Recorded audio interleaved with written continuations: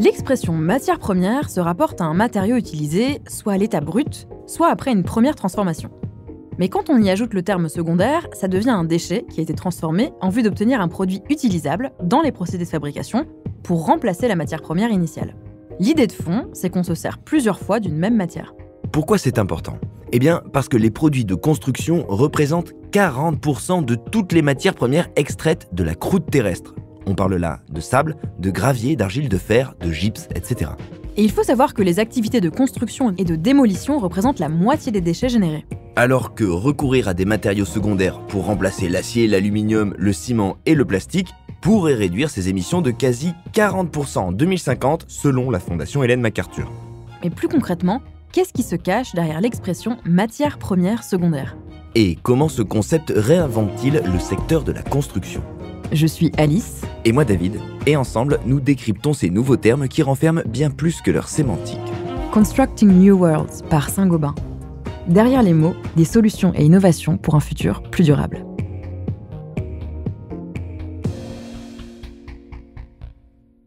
L'expression matière première secondaire, qu'on appelle aussi MPS, a fait son apparition dans le secteur industriel et dans le monde du bâtiment à la fin des années 2000. Concrètement, ça peut être par exemple des résidus de traitement thermique des bouts de stations d'épuration valorisés dans des matériaux de construction. Mais ce type d'action représente seulement de très faibles proportions du total de la matière utilisée dans l'industrie à l'échelle mondiale, même si des progrès ont été faits ces dernières années dans certaines filières, notamment l'aluminium, le papier, le gypse et le verre. Pour d'autres matériaux comme le bois, les textiles, les plastiques, les biodéchets ou les granulats issus des déchets de construction et de démolition, une deuxième transformation des produits n'est pas vraiment au point. Et c'est pourquoi le taux d'incorporation des matières secondaires augmente peu depuis une vingtaine d'années. L'une des raisons à ces difficultés, c'est le statut des MPS. En fait, il est à mi-chemin entre le déchet et le produit. Si techniquement ce résidu transformé peut devenir un produit utilisable dans les procédés de fabrication, ce n'est pas simple au niveau réglementaire et législatif. En fait, tout le monde n'est pas d'accord sur le moment où, après quelles opérations, un déchet devient une matière première secondaire. Ça évolue un peu. L'Europe, notamment à travers son Green Deal, a un plan d'action circulaire et travaille pour faire sortir les MPS du statut de déchet. Il y a aussi un facteur qualité et un facteur prix. Par exemple, pour les démolitions à base de béton, il est possible d'économiser les gisements de granulats naturels grâce à des techniques de déconstruction sélective qui trient les déchets de béton parmi les autres matériaux. Mais ce sont des pratiques encore très peu répandues.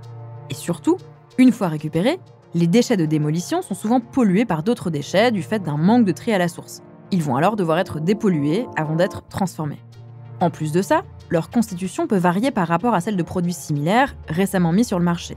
En fait, comme certains produits ont séjourné 30, 50 ans dans un bâtiment, voire plus, leurs compositions chimiques ont potentiellement changé aujourd'hui. Tout ça pour dire qu'à la fin, c'est compliqué d'obtenir une qualité proche de celle d'un produit vierge. Et ça n'aide pas à convaincre quand en plus le coût d'une MPS est supérieur à celui d'une matière première initiale. Malgré tout, dans la plupart des pays, et en Europe notamment, les acteurs s'engagent dans cette voie des MPS par différentes actions. Des lois comme celle en France pour la croissance verte ou à travers des programmes de recherche. Oui, on ne peut pas tous les citer, mais il y a eu notamment entre 2017 et 2020 le projet européen Ceramco, Secondary Raw Materials for Concrete Precast Products. L'objectif était d'augmenter l'utilisation de matières premières secondaires dans des produits préfabriqués en béton. Ou encore le projet FCRBE, Facilitating the Circulation of Reclaimed Building Elements, en collaboration avec 7 acteurs européens, dont Bellastock et le CSTB en France. Bref, pas mal d'exemples assez parlants. Mais pour aller plus loin, il faut désormais passer un cap afin que les produits secondaires soient en mesure de répondre aux exigences des marchés et ne viennent pas dénaturer la performance globale des matériaux. La réglementation pourrait par exemple obliger à utiliser une part de MPS. Ça permettrait aux filières d'accélérer leurs efforts. Il pourrait aussi y avoir l'option d'incitation financière pour favoriser du contenu recyclé ou pour que les coûts et les contraintes d'enfouissement des déchets, actuellement trop faibles, puissent renverser la tendance. C'est ce que la nouvelle REP sur les matériaux de construction en France met en œuvre. Un objectif sur le taux de valorisation des déchets de démolition, à la fois global et propre à certains matériaux comme le verre ou le plâtre. Il y a aussi un objectif sur le pourcentage de réemploi des matériaux de construction. Et puis à tout ça, il faudra ajouter un enjeu d'économie d'échelle pour que les industriels parviennent à réduire les coûts. Ça viendra si le marché se structure. C'est ce qu'essaye de faire l'Union européenne, développer les marchés des MPS pour garantir la circulation de matériaux recyclés de bonne qualité dans l'économie européenne et minimiser le besoin d'extraire. En fait, c'est tout un écosystème d'acteurs qui doit se mettre en mouvement sur ce sujet.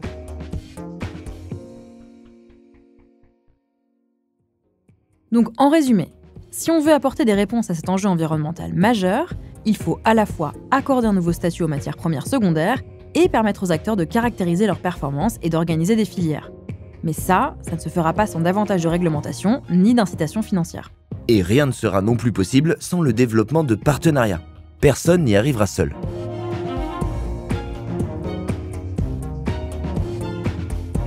Constructing New Worlds par Saint-Gobain. Derrière les mots, des solutions et innovations pour un futur plus durable.